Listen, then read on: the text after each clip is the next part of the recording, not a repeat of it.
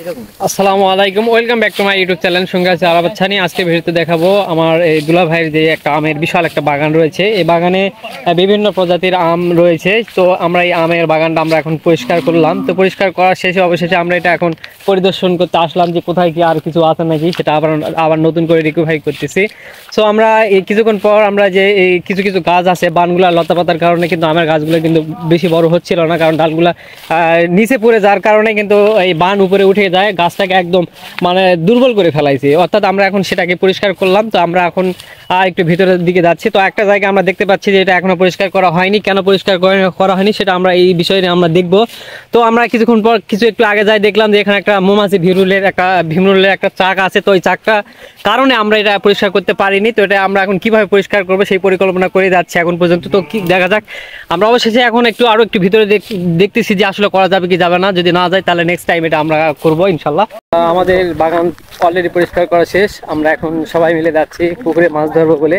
তো মাছ ধরা আমার একটা অনেক ভালো লাগা একটা কারণ।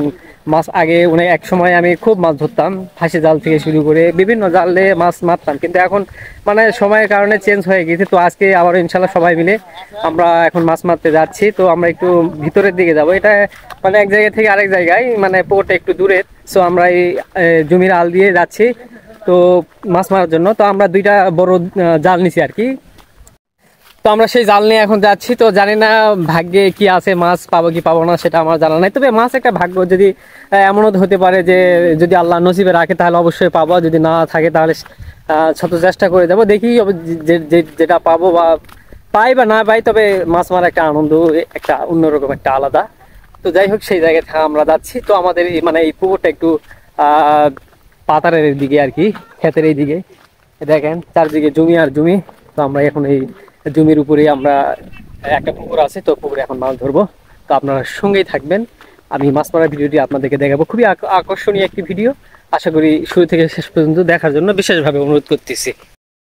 অবশেষে পুকুর পাড়ে এসে দেখি অনেক ছেলেপেলেদের হইচই। তো এদেরকে দেখে আমার সেই ছোট্টবেলার কথা মনে পড়লো। আমরা এই সময় অনেক পানিতে ডুক্কাডুক্কি করছি, অনেক আনন্দ উল্লাস করেছি, পানিতে অনেক সাঁতার কাটছি। তো এই পুকুরে আমরা এখন মাছ মারবো মূলত।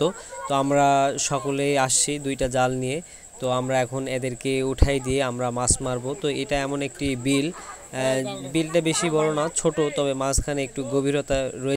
তো প্রথম আমার চাচার ছেলে একটা খেও মারলো, তো জানি না মাছ উঠবে কিনা। তো এই খেওটাই ছিল শেষ। তো এখন আমরা বাড়ির দিকে রওনা দিব। তো বাড়ির দিকে যাওয়ার আগে আমি একটু ভাবতেছিলাম যে এতক্ষণ থেকে আমি অনেক পরিশ্রম করলাম, মাছ ধরলাম, তো অনেক ক্লান্ত হয়ে গেছি। সকালবেলা ঠিকমতো খাওয়া দাওয়া হয় নাই। তো রাস্তা দিয়ে হাঁটতেছিলাম, তো পাশে একটা বিশাল বড় একটা ভাটা ছিল। তো ভাটার পাশ দিয়ে যে একটা হিয়ারিং রাস্তা রয়েছে, ইটার রাস্তা, তো এই রাস্তা দিয়ে আমরা সবাই মিলে হাঁটতেছিলাম। তো হাঁটতে হাঁটতে এক পর্যায়ে আমি একটু ভাব নিচ্ছি, আমার চেহারাটা তেমন ভালো না। তো অনেকক্ষণ হাঁটাহাঁটি করার পর চলে আসলাম আবার বাড়িতে। তো এখন আমরা সবাই খাওয়া দাওয়া করে রেডি হয়ে আমরা এখন চলে যাব আমাদের বাড়িতে। তো ভালো থাকবেন, সুস্থ থাকবেন, আবারও নতুন ভিডিও নিয়ে আসবো। আল্লাহ হাফেজ, আসসালামু আলাইকুম।